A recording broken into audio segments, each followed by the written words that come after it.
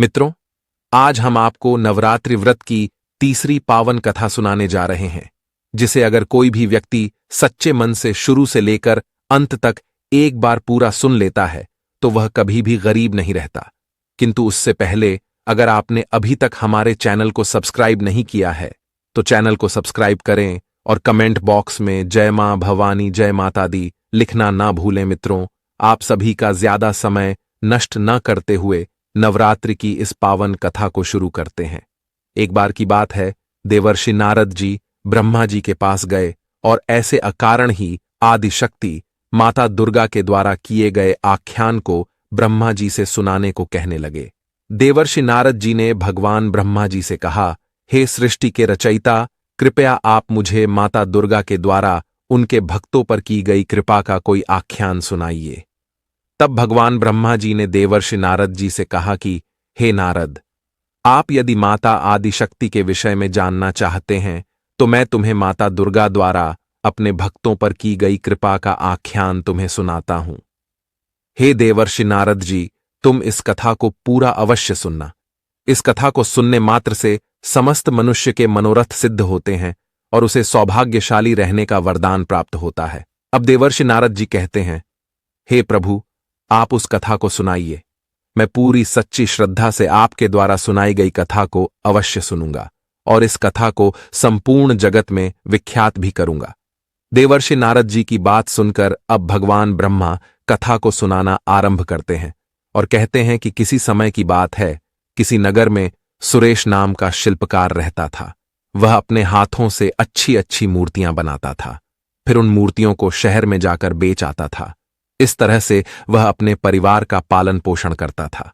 सुरेश का विवाह एक अत्यंत सुंदर स्त्री के साथ हुआ था, जो बहुत सुंदर होने के साथ बहुत ही दयालु स्वभाव की थी और अच्छी तरह से अपने परिवार का पालन पोषण कर रही थी।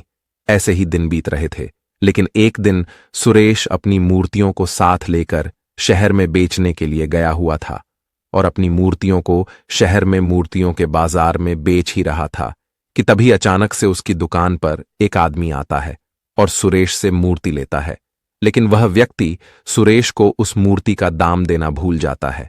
तब सुरेश उस व्यक्ति को आवाज लगाने लगता है, किंतु वह व्यक्ति उससे बहुत दूर पहुंच गया था, इसीलिए वह सुरेश की आवाज वह नहीं सुन पाता है और वहां से जाने लगता है।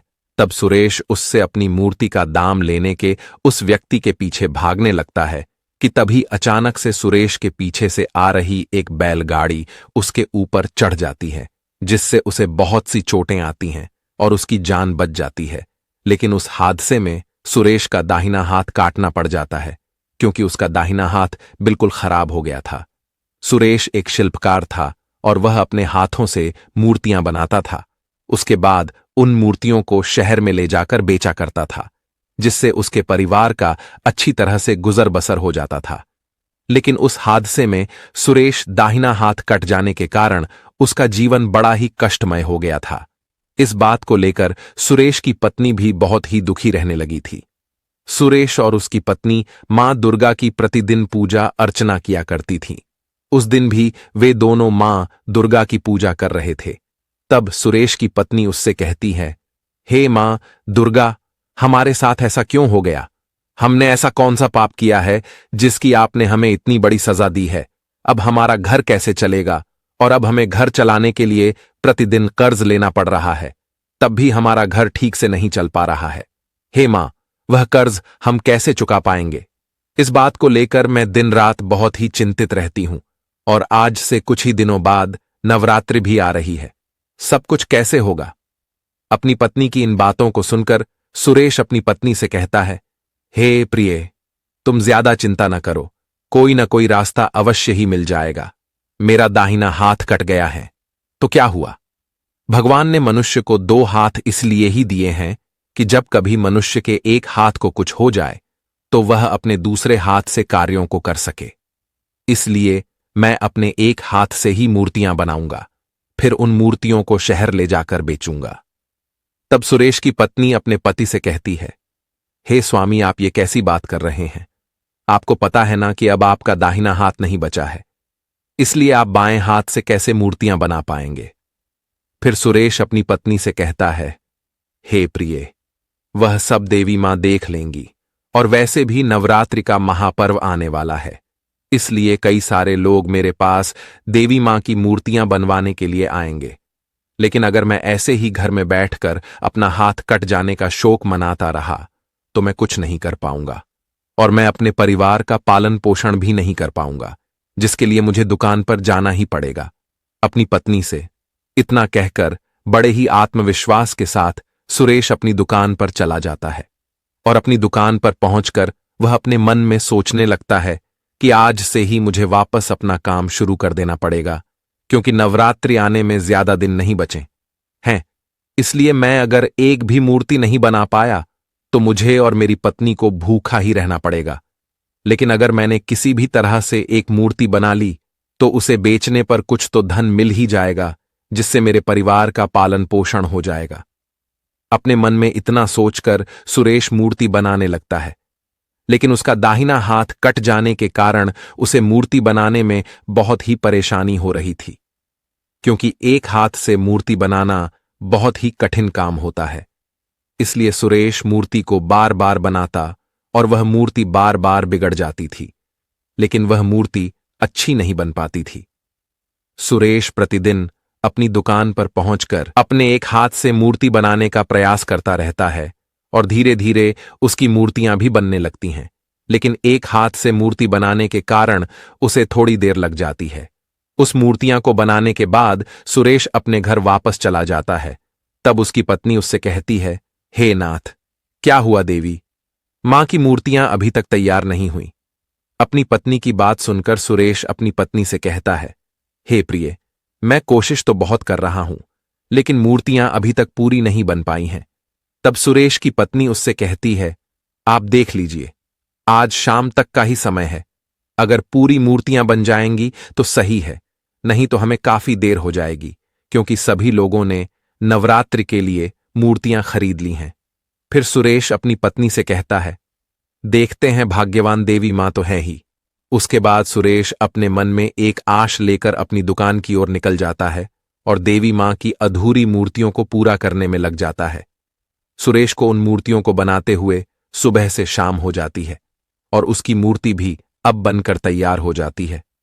तब सुरेश अपने मन में सोचते हुए कहता है, हे देवी मां, अब मूर्ति बनकर तैयार हो गई है।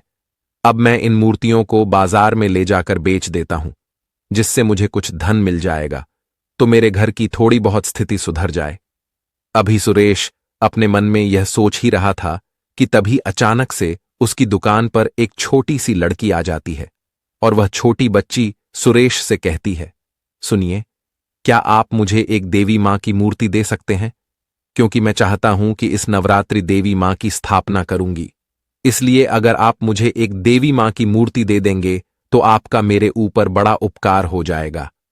उस छोटी लड़की की बात सुनकर सुरेश उस छोटी सी लड़की से कहता है, हे पुत्री, यह मूर्ति बेचने के लिए है, इसलिए मैं आपको यह मूर्ति ऐसे नहीं दे सकता हूं। तब वह छोटी लड़की सुरेश से कहती है, मैं आपसे निवेदन करती हूं कि आप कृपया करके मुझे यह मूर्ति दे दें, और मेरे पास धन भी नहीं है, लेकिन मैं इस बार माता की स्थापना करना चाहती हूं। इसलिए अगर आप मुझे यह मूर्ति दे देंगे तो मैं देवी मां से कहूंगी कि वे आपकी सभी परेशानियां और मनोकामनाओं को पूर्ण कर दें।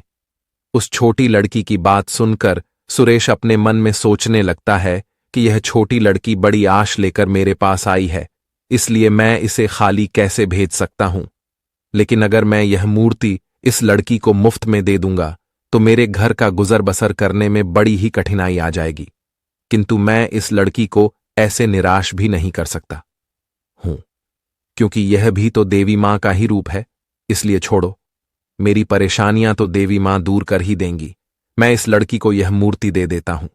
अपने मन में इतना सोचकर सुरेश उस छोटी लड़की से कहता है, ये लो पुत्री, तुम ही यह मूर्ति रख लो, मैं बेचने के लिए दूसरी बना लूंगा। फिर सुरेश उस छोटी लड़की को वह मूर्ति दे देता है। सुरेश उस छोटी लड़की के हाथ में जैसे ही देवी मां की मूर्ति रखता है, वैसे ही वह छोटी लड़की अपना रूप बदल लेती है और साक्षात देवी मां के रूप में आ जाती है।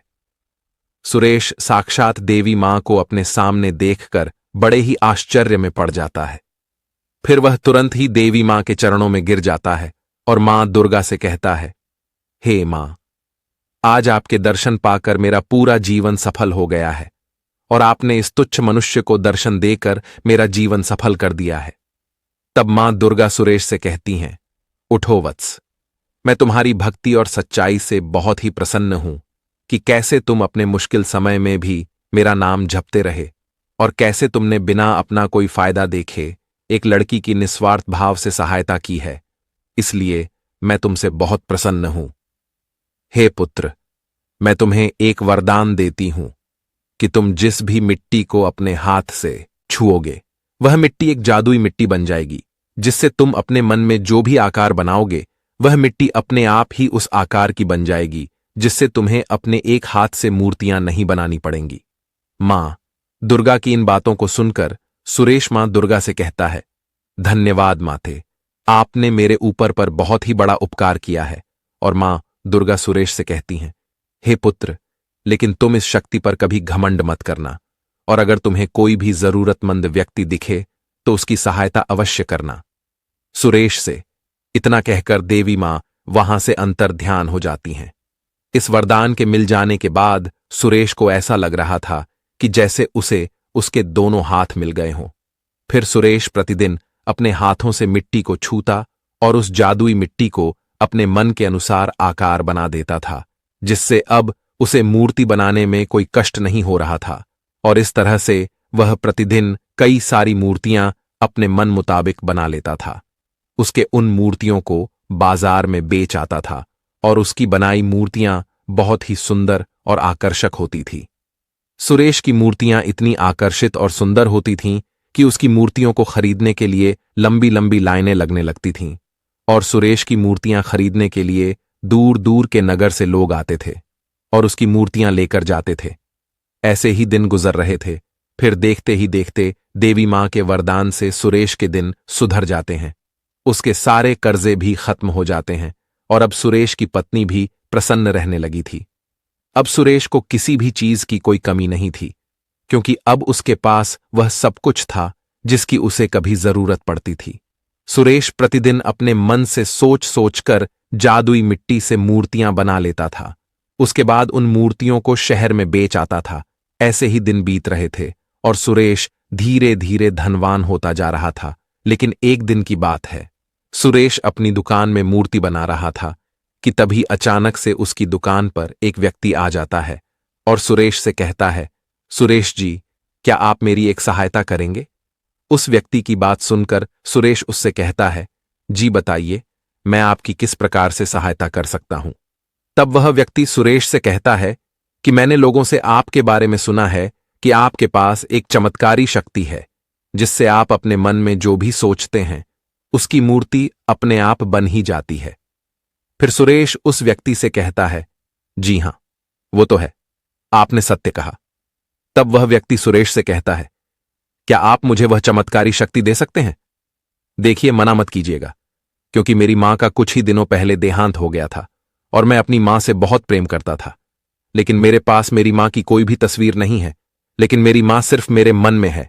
इसीलिए अगर आप मुझे वह शक्ति दे दें तो मैं अपने मन से सोचकर अपनी मां की एक मूर्ति बना सकता हूं, जिसे मैं सदैव अपने पास रखूंगा।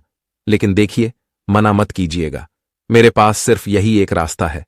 उस व्यक्ति की बात सुनकर सुरेश अपने मन में सोचने लगता है कि क्या मुझे अपनी शक्तियां इस अजनबी व्यक्ति पर भरोसा करके इसे दे देनी चाहिए। लेकिन यह शक्ति मेरी तो नहीं, यह शक्ति तो मुझे देवी मां ने दिया था और देवी मां ने यह भी कहा था कि कोई जरूरतमंद को जरूरत पड़े तो इन शक्तियों से उनकी सहायता कर देना। इसलिए मुझे यह शक्तियां इसे दे देनी चाहिए, जिससे इसकी यह मनोकामना पूरी हो जाए। अपने मन में इतना सोचकर सुरेश उस व्यक्ति से कहता है, ठीक है भाई, मैं आपको उस शक्ति का ज्ञान दे देता हूं। जैसे ही सुरेश इतना जैसा ही कहता है, वैसे ही वह अजनबी व्यक्ति देवी मां के रूप में साक्षात प्रकट हो जाती है। वह व्यक्ति देवी मां ही थी जो सुरेश की परीक्षा लेने आई थी। देवी मां को देखकर सुरेश उनके चरणों में गिर जाता है। तब मां दुर्गा सुरेश से कहती हैं, उठो वत्स। फिर सुरेश दुर्गा मां से कहता है, हे मां, यह क्या खेल था? तब देवी मां सुरेश से कहती हैं, हे पुत्र, मैं तेरी परीक्षा लेने आई थी कि कहीं तुम मेरी बताई बातों को भूलकर इन शक्तियों पर अपना अधिकार तो नहीं बना रहे हो, लेकिन तुमने मुझे अपनी सच्चाई व ईमानदारी से फिर से प्रसन्न कर दिया है। इसलिए हे पुत्र, मैं तुझे वरदान देती हूं कि तुम्हारी सभी मनोकामनाएं अवश्य पूर्ण हो जाएगी, जिससे तुम कभी भी गरीब नहीं रहोगे। सुरेश से इतना कहकर मां दुर्गा वहां से अंतर्ध्यान हो जाती हैं। फिर सुरेश अपनी पत्नी के साथ सुखपूर्वक से अपने जीवन का निर्वहन करने लगता है। अब भगवान ब्रह्मा कहते हैं, हे देवर्षि नारद जी, यही थी आदि शक्ति देवी मां दुर्गा की कथा। अब भगवान ब्रह्मा की बात सुनकर देवर्षि नारद जी कहते हैं, हे प्रभु, आपका मुझे इस कथा का अवलोकन करने के लिए दिल से धन्यवाद। मैं आपके द्वारा सुनाई गई कथा को चराचर जगत में विख्यात करूंगा। मित्रों, आप सभी लोगों को नवरात्रि की यह पावन कथा कैसी लगी, हमें कमेंट बॉक्स में अवश्य बताइएगा। और अगर आप सभी लोगों ने अभी तक हमारे चैनल को सब्सक्राइब नहीं किया है, तो ऐसी ही ज्ञानवर्धक कथाओं के लिए आप सभी लोग हमारे चैनल को भी सब्सक्राइब करें और सभी वीडियो की नोटिफिकेशन के लिए नोटिफिकेशन बेल को भी दबाएं, जिससे आपको आने वाली सभी वीडियो की नोटिफिकेशन सबसे पहले मिल सके। साथ ही साथ कमेंट बॉक्स में जय मां दुर्गा, जय मां भवानी लिखना ना भूलें। मित्रों, वीडियो को यहां तक देखने के लिए आप सभी लोगों का दिल से धन्यवाद।